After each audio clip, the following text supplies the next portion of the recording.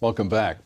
5 years ago, the Romeike family fled Germany and sought asylum in the United States. The reason? Because Germany does not allow families to homeschool.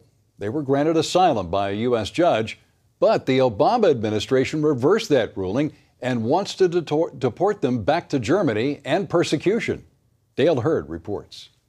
Uwe and Hannelore Romeike began homeschooling in Germany because they didn't want their children exposed to things like witchcraft and graphic sex education, both taught in German schools. Also, there were stories where they were encouraged to ask the devil for help instead of God, and actually the devil would help.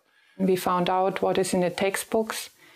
It's exactly the opposite from what the Bible tells us and teaches us, and we wanted to protect them. Homeschooling is illegal in Germany, except in rare cases. And many homeschooling parents are persecuted with fines, jail, or the loss of their children. Most homeschoolers in America are left alone by the government. But what if state and federal officials started to move against homeschooling? While homeschooling is legal in most European countries, in those nations where it is illegal, homeschoolers risk losing their children. Two of the worst nations for homeschoolers are Germany and Sweden. If you'd like to see what things might be like in America if homeschooling was banned, come to Sweden, where the government controls education and the homeschooling movement has been crushed. In fact, the head of the Homeschooling Association in Sweden, Jonas Himmelstrand, had to take his family into exile. They fled to Finland. We're in exile. We were forced out of our country. And that makes a stronger impact than I could ever imagine. This was our country. This is where we had our friends, our business relationships, and a whole lot of things, and now we're pushed away from it. Sweden is now one of the toughest places to homeschool. Michael Donnelly of the Homeschool Legal Defense Association. This is incredible for a nation like Sweden that calls itself a free nation, a democracy, so to speak. Ruby Harold Clausen, president of the Nordic Committee for Human Rights, goes even further, calling it a dictatorship where social workers tell parents what to do. Sweden seems to be a democracy, but it's far from it. It's a dictatorship. You have the social workers dictating how people are to live. You're not supposed to be different from anyone else in Sweden. Everyone is to be uniform. They want to have these cookie-cutter children. Clausen is the lawyer representing Christer and Annie Johansson, who have lost custody of their son Dominic because of homeschooling. Annie's health is failing, and Christer says the stress of the ordeal is killing his wife. So if we can't solve this issue soon, Dominic will not have a mother anymore. Nations like Germany and Sweden could learn a thing or two about parents' rights from, of all places, Russia, which is one of the freest nations in which to homeschool.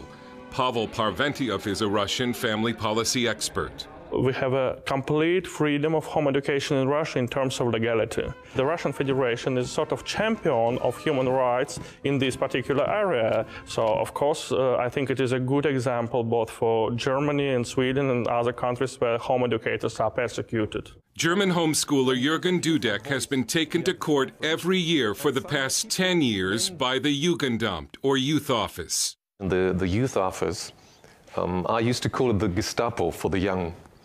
As soon as they step in, as soon as they get hold of you, you've really got problems. German homeschooler Dirk Wunderlich and his wife have lost custody of their children, although they're still allowed to live with them. He told us he expects to go to jail, but says he will never stop homeschooling. But I'm not afraid of this.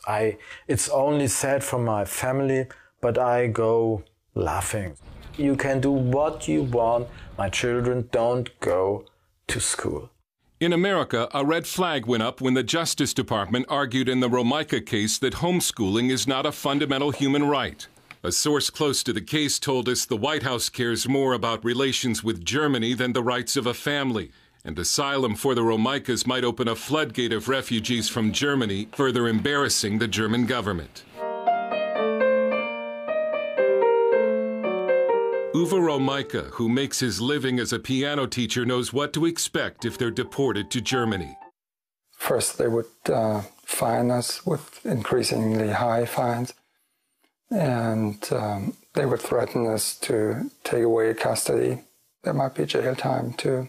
But the main threat, I think, is the aspect of custody, because then, of course, the children are taken away from you completely, and I mean, that's what no family wants, right? And he says the fact that the White House would be willing to deny homeschooling freedom to his family should make American homeschoolers concerned. Dale Hurd, CBN News.